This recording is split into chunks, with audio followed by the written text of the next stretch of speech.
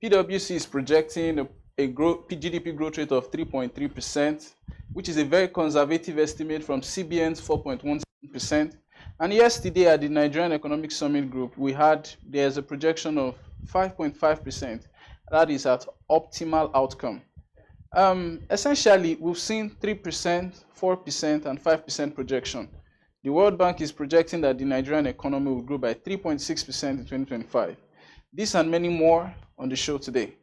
Welcome. This is Economy and Markets on Business Day TV, where we bring you a comprehensive breakdown of activities that dominate our economic and financial space. I'm David Olujimi, your host.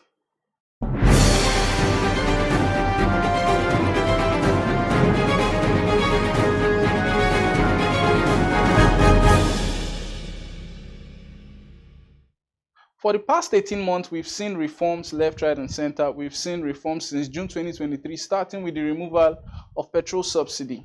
And going from the removal of petrol subsidy to the stabilization of the exchange rate, which was done around August in 2023. So it is expected from analysts that we are deep into the stabilization phase before we start to consolidate on the progresses made. But however, inflation driven by economic pressures of last year have hit decades high, highest since 1996, crossing almost 35% last year, with economists and observers projecting that inflation will fall to as low as 25% this year. Exchange rate is stabilizing around mid 1,500 naira to a dollar region, so we've seen it swing from 1,535 to 1,560 naira throughout January 2025, and some analysts, some groups are expecting that the naira will swing further lower as supply is expected to kick up, given some of the lowered pressures we've seen on FX demand recently. For example, Nigeria has reduced its demand on FX in the importation of petroleum products, which used to constitute about 40% of our FX demand in recent time. However, it's not yet uhuru, as some of the economists at Nigerian Economic Summit Group yesterday helped us see with their microeconomic outlook. So we'll see from the first image that there was a projection that at optimal outcome, we'll see that the Nigerian economy was projected to grow at about 3.7% in 2024. However, the economy between Q1 and Q3 has grown by about 3.2%, leaving us with a deficit. And going further, we go to inflation. We see that worst possible outcome of inflation we expected to get a worst possible outcome of inflation at 28%. However, we've seen inflation go up to 34%, telling us that, okay, it may seem that all of our reforms are not giving us the optimal output that we're expecting. So to help us provide further insights, we have on the show Dr. Shakiruddin Taiwo from the Nigerian Economic Summit Group. Good morning, Dr. Taiwo. Good morning. Thank you for having me on your show. Thank you so much. So according to NESG's 2025 Microeconomic Outlook, all of our reforms would say basically underperformed in 2024. So what is driving, now the question for me is, what is driving the economic projection that the economy would grow as much as 5.5% in 2025? So thank you very much, Debbie, for the more like the privilege to the program. Actually, reforms outcomes are actually different from the reform itself. You know, when you said all the reforms underperformed, so when we say the reform outcomes are our expectations from the reforms, which are usually positive. However, for every reforms initiated, for every public policy, there are trade-offs.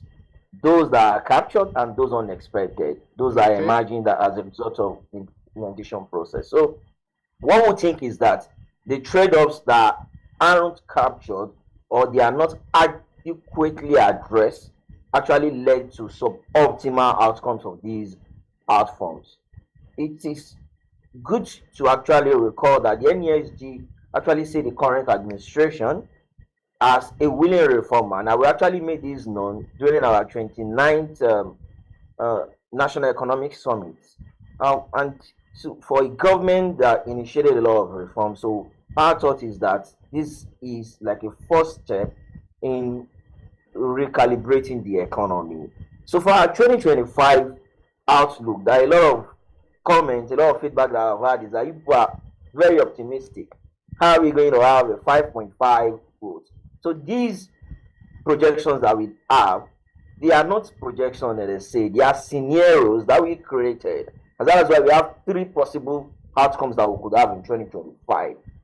Putting into consideration the potential or the possible reforms outcomes, we have the 5.5 that takes care if the government takes the optimal part.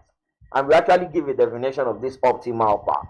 We also have the suboptimal pathways as well. And then we have the non-viable pathways, which we, in our thoughts, is saying the government will look at this. So the key drivers of some of these 5.5 optimal projections that we have at present is that there'll be clarity, more clarity of policy posture.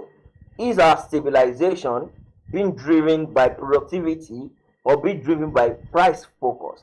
We all understand the philosophy around stability globally and even in economic theory. So what we have said is that the government would come out, just like the CBN have said, more clarity around it. Are we supporting growth this time? And if we are supporting growth, we understand the price amplification or pressure trade-off that will come as a result. So what are government doing? Then if we are focusing on price control or more like inflation targeting strategy, what are also the trade-offs on the productivity? You understand that if the CBN keeps increasing the interest rate, the monetary policy rate, the MPR, it has effect on credit to the real sector.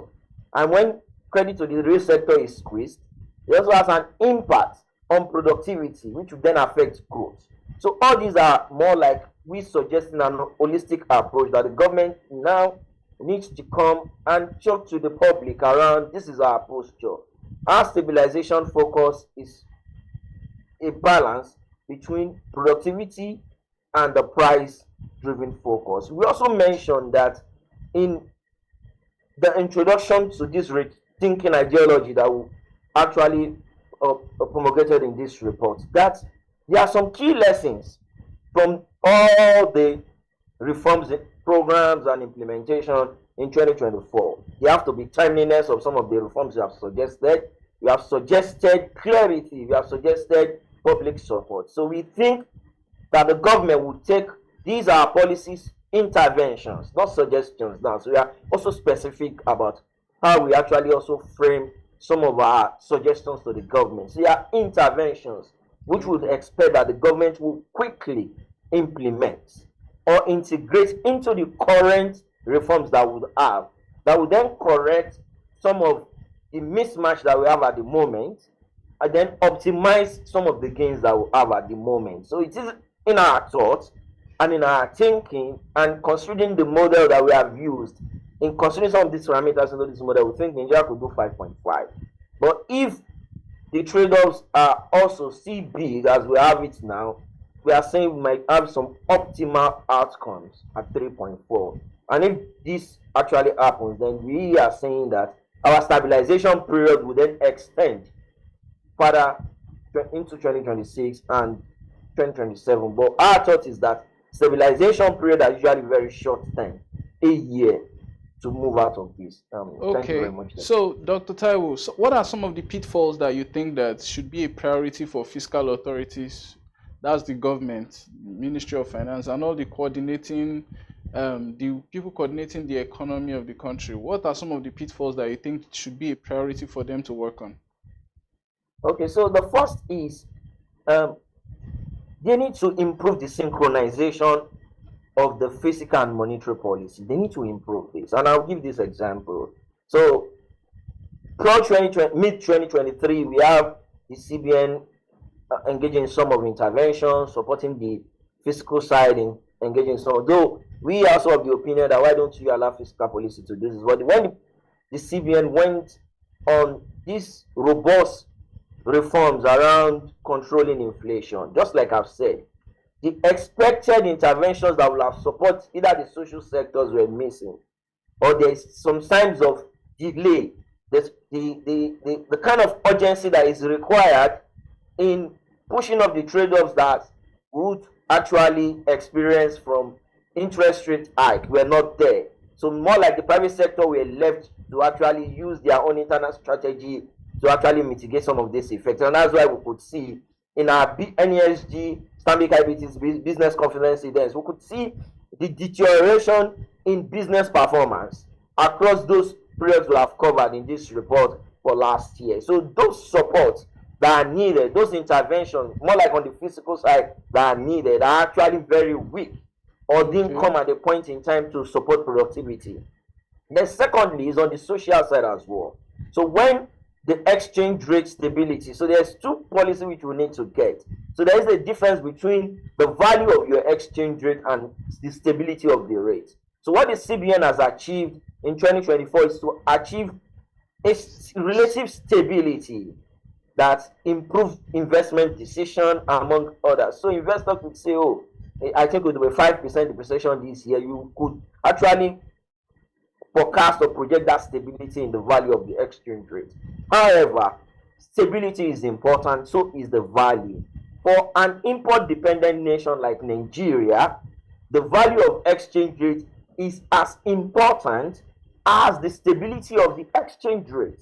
So when the value of exchange rate depreciated hugely in 2024, we saw the impact, the spillover, the transmission, the pass-through of the effect on prices. And because we import, so our imported inflation actually increased. We saw the increase in price of fuel. Like I tell people that it isn't much of the removal of the subsidy that actually jacked up the price of fuel, rather the exchange rate effect. So at a point in time in May 2023, importers are having access to exchange rate at around 675 compared to 1,004, 1,400, not 1,004, 1,400 as a value. So this pass through for commodity like fuel and the role it plays within the Nigerian economy and business ecosystem, there is the pass through of cost to the final consumer. So these are some of the things we think the government needs to ensure that this coordination. The second is also to ensure sectoral productivity. Nigeria cannot achieve stability if we don't address the food security issue. Though we have addressed more like the energy issue with respect to petrol pricing, we also need to have addressed the issue around food security. Aside from petrol or refined petroleum products, food import also contributes hugely, more than 20%, to Nigeria's FX demand for imports. So if this is also reduced significantly, we could say yes, we would achieve this stability. Also, it's for government to also improve or increase their infrastructure development drive, address logistic issue within the economy. Though there's relative improvement, but we need it more so that the post-production cost of goods and services are reduced significantly. Then maybe lastly is some of this issue around regulatory area. Nigeria needs to address this issue around our ports, around our logistics. You know, there was a World Bank report in 2021, I think, that it is more expensive for you to move goods from Tinker Island to Kano than for you to have your cargo moved from China to Nigeria. So we also need this issue around non-state actors we having them on our road, a lot of stop and search that we have that also contribute some of these. I call it informal tax. You know, these people collect informal tax, and what businesses do is to transfer this cost to final consumer. And if these costs are also huge on consumers, it affects their welfare. And when it affects their welfare, Nigeria would need actually might be pushed into living condition crisis. Which we have actually escaped by the government's insistence on some of this reform in 2024. Thank you so much for such a robust answer. You talked about the fact that the government needs to work on exchange rate stability as well as the value of the exchange rate so that we don't have imported inflation. Then you also spoke about the fact that government needs to work on other sectors of the economy, real sectors of the economy such as agriculture that affects food inflation. That was such a robust answer, and we thank you for your time. We are really appreciative of your coming on the show this morning. Thank you so much, Dr. Taiwo. Thank you, David, for having me on your show. Thank you. So when we return from the break, we'll break down the details of the T-bill auction which took place yesterday, and we'll be having Eniola Olatunji, one of the finest fixed income analysts, break it down for us. Thank you.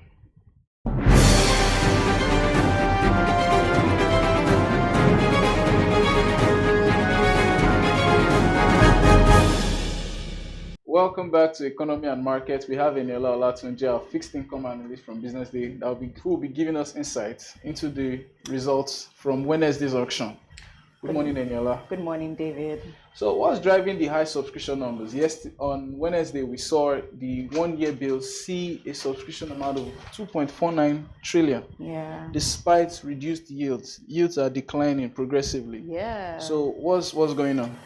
So I think that investors are just trying to lock in on higher yields because there's projections that at the meeting in February there might be a rate cut, but this projection is based on the fact that there's the inflation number for January would decline because of the new rebasing methodology. So everybody's just trying to lock in on higher yields, and that's why of the three 10 years we saw. So there's a 91 days tenure, 182 days tenure, and a 360 day tenure. Of the three of them, there was only the one that was oversubscribed. Yeah. About 400 billion was put up for the 1 year, and they saw more than 6 times subscription. Eventually, they sold only 700 billion, but they saw amount, and it was even higher than the previous auction, where we saw only about 1.4 trillion subscription for the 1 year T-bills. So it makes sense that investors are trying to quickly, cashing on the largesse declined to about 27%. That is still high. It's still high. So they are just trying to lock in on it for like the next 1 year. So in January alone, we've seen T-bill successful T-bill subscription. That is, we've seen the CBN offer, but we've seen them raise over a trillion naira. How much is the government looking to raise from T-bills this year? So the government is looking to raise about 9.17 trillion in the how do I say it now? Nigeria's in its debt market, Nigeria's local debt market, bonds and T-bills, T-bills, savings bond, federal government bond. But last year Nigeria issued its first domestic dollar bond, which was about 2 billion, and that's its first tranche. And it said that which was I think $900 million. Yes. So that was the first tranche, and there are several other tranches. It's a 2 billion project. Yeah, yes. Okay. So say they issue maybe the next 1.5 this year. So 1.5 from like 9.17. So they should be issuing about 7 trillion. They're looking to raise up to 7 trillion in domestic debt. So that means progressively we'll see from projections, we'll progressively see the amount being raised by CBN decline. Yes, decline over the next 11 months. Yes. Okay. So I think thank you, Eniola, for your short insight on the show this morning. You're welcome. And thank you all for joining us. We had Dr. Taiwo earlier on the show, and we have Eniola. This is Economy and Markets on Business Day TV. I'm David Olujimi. Good morning and have a nice weekend.